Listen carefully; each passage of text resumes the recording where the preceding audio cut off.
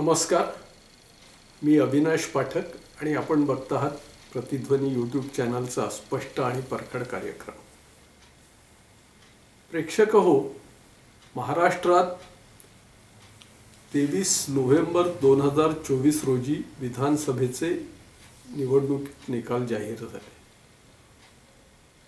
यावेळी महायुतीला अनपेक्षितरित्या घवघवीत यश मिळालं.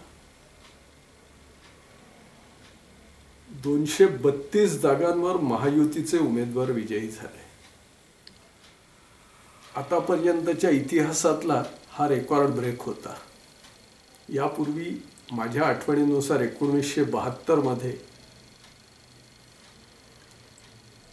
222 जागांवर सत्ताधारी काँग्रेस विजयी झाली होती. त्यानंतर पहिल्यांदाच 232 जागांवर असा विजय मिळाला आहे. इतकं घवघवीत यश मिळाल्यावर खरं तर तातडीने सरकार स्थापन व्हायला हवं होतं. पण सरकार स्थापनेनंतर मुख्यमंत्री कोणी व्हायचं याच्यावर धुसफूस सुरू झाली.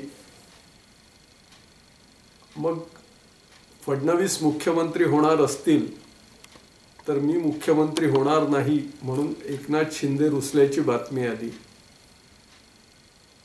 मात्र बातम्या चालत होत्या आणि एकनाथ शिंदे सांगत होते की मी बिलकुल रुसलेलो नाही, पण ते निर्णय घेत नव्हते. शेवटी शपथविधीची तारीख ठरली. संध्याकाळी 5:30 ला शपथविधी होता, तर दुपारी 3 वाजता एकनाथ शिंदे शपथ घ्यायला तयार झाले. त्यानंतर मंत्रिमंडळाचा शपथविधी व्हायला 15 डिसेंबर उजाडली. कोणाला किती मंत्री द्यायचे, काय द्यायचे तो फॉर्म्युलाच ठरत नव्हता. प्रत्येकाला हवं होतं की आम्हाला सत्तेत जास्तीत जास्त वाटा हवा आहे. ते झालं आणि त्यानंतर खातेवाटपाला 8-10 दिवस वेळ गेला. आता खातेवाटप झालं आणि त्यानंतर पालकमंत्री कोण याला तर 26 जानेवारी ही उलटून जातो की काय अशी लोकांना भीती वाटायला लागली होती. पण त्याच्या आत पालकमंत्रीपद सगळी जाहीर झाली. ती पालकमंत्रीपद जाहीर झाली तरी धुसफूस अजून सुरूच आहे. शेवटी त्या धुसफुसीपायी देवेंद्र फडणवीसांना नाशिक आणि रायगड जिल्ह्याचे पालकमंत्री नियुक्त झालेले त्यांच्या नियुक्तीला स्थगिती द्यावी लागली आहे. त्यालाही 8 दिवस उलटून गेले, अजून पुढला निर्णय झालेला नाही. इथे काही ठिकाणी एका मंत्र्याला 2-2 जिल्हे दिले आहेत, तर काही ठिकाणी काही जिल्ह्यात सहपालकमंत्री सुद्धा दिले आहेत. आता महाराष्ट्रात 36 जिल्हे आहेत आणि मंत्रिमंडळात मंत्री 42 आहेत. ते 36 जणांना 36 जिल्हे वाटून देता आले असते, पण एकाला 2-2 द्यायचे आणि काहींना काहीच द्यायचं नाही असा जो प्रकार झाला त्याच्यावरही कुठेतरी चर्चा होते, टीकाही होते आहे. आता 2 जिल्ह्यांच्या पालकमंत्री पदांना स्थगिती द्यावी लागली. त्यात एक रायगड आणि दुसरा नाशिक. आता नाशिकमध्ये गिरीश महाजन यांना पालकमंत्रीपद दिलं गेलं. गिरीश महाजन हे जळगाव जिल्ह्यातल्या जामनेर मतदारसंघातून निवडून आले आहेत, पण ते भाजपचे एक ज्येष्ठ नेते आहेत आणि महत्त्वाचं म्हणजे देवेंद्र फडणवीसांच्या अतिशय निकटचे आहेत. त्यामुळे नाशिकचं पालकमंत्रीपद त्यांना दिलं गेलं. नाशिकमध्ये राष्ट्रवादी काँग्रेस अजित पवार गटाचे 7 आमदार आहेत. भारतीय जनता पक्षाचे 5 आमदार आहेत आणि शिवसेना शिंदे गटाचे 2 आमदार आहेत. एक MIMचा आहे, तसे एकूण 15 आमदार तिथे आहेत. पण या 15 जणांमधून किंबहुना राष्ट्रवादीच्या 7 किंवा भाजपच्या 5 जणांमधून एकही पालकमंत्री न निवडता जळगावचा पालकमंत्री दिला गेला आहे. हे अनेकांना तिथे खटकलंय. सगळ्यात महत्त्वाचं म्हणजे राष्ट्रवादी काँग्रेस अजित पवार गटाचं म्हणणं होतं की आम्हाला तुम्ही 7 जागी आमचे आमदार असताना तुम्ही आम्हाला पालकमंत्रीपद का नाकारताय. त्याच वेळी जर राजकीय दृष्ट्या विचार केला तर भाजपला तिथे आपली सत्ता अबाधित राखायची आहे. त्यांनी या महायुतीच्या तडजोडीत राष्ट्रवादीला जास्त जागा दिल्या असतीलही, पण इथे त्यांना भाजप वाढवायची आहे. दुसरं, गिरीश महाजन हे फडणवीसांच्या जवळचे आहेत आणि त्याच वेळी म्हणजे जसं पालकमंत्री पदाचा निर्णय हे मुख्यमंत्री घेत असतात, त्याचबरोबर पक्षश्रेष्ठी सुद्धा त्याच्यावर शिक्कामोर्तब करत असतात. त्यामुळे निश्चितच मोदी आणि शहा यांनाही गिरीश महाजनांचं नाव पसंत पडलं असावं. गिरीश महाजनांचं नाव पसंत पडलं असावं असं म्हणण्यालाही काही कारणं आहेत. गिरीश महाजन हे तसे कार्यतत्पर आहेत. नाशिकला आता 2027 मध्ये कुंभमेळा होतो आहे. हा दर 12 वर्षांनी होणारा एक फार मोठा इव्हेंट असतो. इथे लाखो लोक नाशिकला त्या दरम्यान येत असतात आणि त्या दरम्यान जेव्हा लाखो लोक येतात तेव्हा कोणतीही गडबड होऊ नये यासाठी सगळ्या सुविधा पुरवणं आवश्यक असते. यापूर्वी 2002-2003 या दरम्यान जो कुंभमेळा झाला होता, त्या कुंभमेळ्याच्या वेळी गोंधळ झाला होता आणि चेंगराचेंगरी झाली होती. त्यानंतर 2014ला कुंभमेळा झाला. त्यावेळी योगायोगाने गिरीश महाजन पालकमंत्री होते आणि त्यांनी ज्या पद्धतीने पूर्ण परिस्थिती हाताळली होती, आधी वेळेत सगळ्या सोयी सुविधा करून घेतल्या होत्या, त्यामुळे की काय, पण कोणताही गोंधळ न होता कुंभमेळा पार पडला होता. त्यामुळेच यावेळीही गिरीश महाजनच पालकमंत्री असावेत असं फडणवीसांना वाटत असावं आणि त्यांनी तो निर्णय घेतला असावा. आज भाजप सत्तेतला सगळ्यात मोठा पक्ष आहे, त्यामुळे खाते वाटप काय किंवा पालकमंत्री पदाचं वाटप काय या सगळ्या याच्यात त्यांचा अपर हँड राहणार हे नक्की आहे. दुसरं, भाजप हा पक्ष काही खूप मायनॉरिटीत नाही. भाजपला 132 जागा मिळाल्या आहेत. 132 शिवाय 5 त्यांचे सहयोगी सदस्य आहेत. अशा 137 जागांवर भाजपचे आमदार आहेत आणि सत्ता स्थापनेला 145 लागतात. 8 जागांची तडजोड भाजप कुठेही करू शकला असता, त्यांना ते अशक्य नव्हते. पण निवडणुकीत जे मित्रपक्ष आपल्यासोबत होते त्यांचीही योग्य काळजी घ्यावी असं भाजपनी एकूण धोरण ठेवलं आणि त्यामुळे त्यांनाही भाजपनी जास्तीत जास्त अकोमोडेट करण्याचा प्रयत्न केला आहे. पण या इतर मित्रपक्षांचं जे अडवणुकीचं धोरण आहे त्यामुळे कुठेतरी महायुती बदनाम होते आहे असं एक चित्र आता दिसायला लागलं आहे. आता दुसरा रायगड जिल्हा, त्या जिल्ह्यात 8 आमदार आहेत. 8 पैकी 5 शिवसेनेचे आहेत 2 भाजपचे आहेत आणि 1 राष्ट्रवादीचा आहे. मात्र तरीही राष्ट्रवादी काँग्रेसला तिथे पालकमंत्रीपद दिलं गेलं आहे आदिती तटकरेंना. आता आदिती तटकरेंना हे पालकमंत्रीपद देण्यामागेही काही कारणं असू शकतात.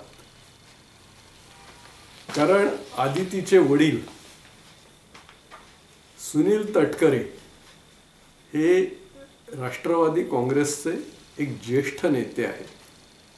त्यांचा जिल्ह्यात सुद्धा दबदबा आहे आणि बाहेर सुद्धा दबदबा आहे. आज शिवसेनेला तिथे 5 जागा मिळाल्या असल्या तरीही त्या जिल्ह्यात दबदबा हा तटकरेंचा आणि राष्ट्रवादी काँग्रेसचाच आहे हे कोणीही नाकारू शकत नाही. दुसरा, आदिती तटकरेंना प्रशासनाचा अनुभव आहे. मात्र शिवसेनेचे भरत शेठ गोगावले हे पालकमंत्री पदासाठी अडून बसले आहेत. आणि जसे नाशिकमध्ये राष्ट्रवादीचे माणिकराव कोकाटे हे पालकमंत्री पदासाठी अडून बसले, पण त्यांनी 1-2दा वगळता जास्त काही कुठे प्रसिद्धी माध्यमांसमोर कांगावा केला नाही. भरत शेठ गोगावलेंचा मात्र रोज कांगावा चालू आहे. इथपर्यंत की त्यांनी यांना भरत शेठ गोगावलेंनी तटकरेंना धमकी देण्यापर्यंत आणि त्यांच्या इतर सहकाऱ्यांनीही की आम्ही तटकरेंना जिल्ह्यात फिरू देणार नाही इथपर्यंत त्यांची मजल गेली आहे. महायुतीच्या ऐक्याच्या दृष्टीने हे कुठेतरी चित्र खटकणारं आहे. आता हे 2 जिल्हे इथे पालकमंत्री पदाला थेट स्थगितीच दिली गेली, पण इतर जिल्ह्यांमध्येही कुरबुरी आहेतच. आता कोल्हापूरमधून निवडून आलेले, कोल्हापूर जिल्ह्यातून विजयी झालेले हसन मुश्रीफ, त्यांना वाशिमचं पालकमंत्रीपद दिलं गेलं. लगेच त्यांनी माध्यमांसमोर नाराजी व्यक्त केली आहे की मला माझ्या मतदारसंघापासून 650 किलोमीटर दूर असलेला मतदारसंघ दिला गेला. हो, पण मुख्यमंत्र्यांनी मुंबईपासून दूर 1000 किलोमीटर दूर असलेला गडचिरोली जिल्हा निवडला आहे. त्याचाही काही विचार करा ना. तिकडे ते नाशिक जिल्ह्यातूनच विजयी झालेले नरहरी झिरवळ, त्यांना हिंगोलीचं पालकमंत्रीपद दिलं गेलं. त्यांनी गणतंत्र दिनाच्या कार्यक्रमातच अशी तक्रार केली की मला गरीब जिल्हा दिला गेला कारण मी गरीब आहे.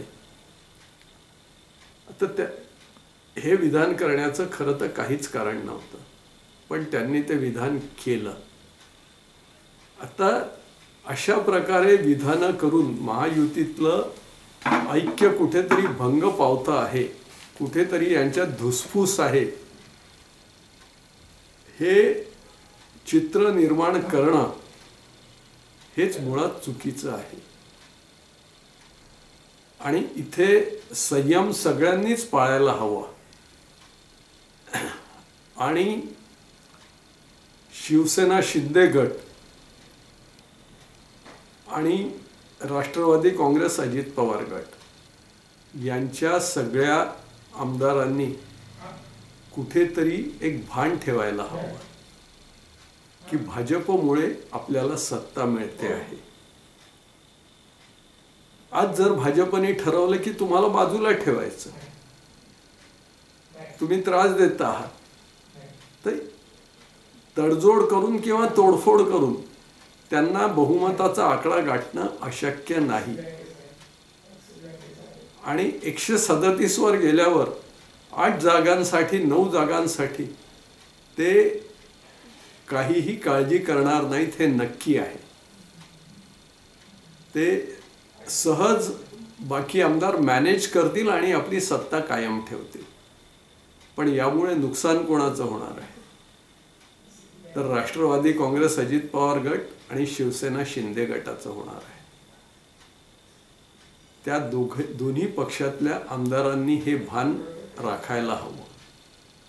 सगळ्यात महत्त्वाचं म्हणजे महायुतीला मतदारांनी इतकं घवघवीत यश दिलं, पण नंतर तुम्ही जर अशी सत्तेसाठी भांडणं करणार असाल तर जनता तुम्हाला खाली सुद्धा खेचू शकते. याचं उत्तम उदाहरण 1977च्या जनता पक्षाचं आहे. 1970 साली जनता पक्षाला 2/3 बहुमत देशात मिळालं होतं. पण सरकार स्थापन झालं त्या दिवसापासून आधी पंतप्रधान कोण होणार यावर वाद सुरू झाले, नंतर मंत्रिपदांवरून वाद सुरू झाले आणि ते वाद कायम राहिले. शेवटी जनता पक्ष दुभंगला. एक स्टेज अशी आली की सरकार बरखास्त झालं,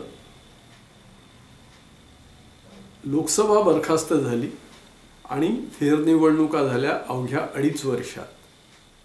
ज्यावेळी फेरनिवडणुका झाल्या त्यावेळी 1977 मध्ये भरघोस यश देणाऱ्या जनता पक्षाला मतदारांनी 7वं आसमान दाखवलं. ते कुठेही नव्हते आणि काँग्रेस पक्षाला घवघवीत यश मिळालं होतं. जो काँग्रेस पक्ष एरवी संपला असं चित्र होतं, त्यालाही अगदी घवघवीत यश मतदारांनी दिलं होतं. महायुतीतल्या शिवसेना शिंदे गट आणि राष्ट्रवादी काँग्रेस अजित पवार गट या दोघांनीही हे भान ठेवायला हवं. तुम्ही सत्तेत का आलात? शिंदे गटाने शिवसेना फोडून बाहेर निघण्याचा निर्णय का घेतला? अजित पवार गटाने शरद पवारांची साथ सोडून बाहेर निघण्याचा निर्णय का घेतला? तर सत्तेबाहेर राहून आमची कामं होत नाहीत, आम्हाला सत्तेजवळ जायचं आहे म्हणूनच तुम्ही सगळे बाहेर निघालात ना. मग आता सत्ता मिळाली आहे तर राहा ना सत्तेजवळ. कशाला भांडता आणि कशाला तुमचा तमाशा लोकांना दाखवता? याचं भान कुठेतरी या सगळ्यांनी ठेवायला हवं. हे शहाणपण या सगळ्यांनाच येईल, तो सुदीन असेल. प्रेक्षको, आपल्याला हा व्हिडिओ कसा वाटला त्याबाबतच्या आपल्या प्रतिक्रिया निश्चित कळवा. आपल्याला हा व्हिडिओ आवडला असेल तर लाईक करा, शेअर करा, इतरांनाही फॉरवर्ड करा आणि त्यांनाही शेअर करायला सांगा. आपण प्रतिध्वनी यूट्यूब चॅनल सबस्क्राईब केलं असेल तर आपलं स्वागतच आहे. नसल्यास लगेचच करा, इतरांनाही फॉरवर्ड करा आणि त्यांनाही सबस्क्राईब करायला सांगा. नमस्कार.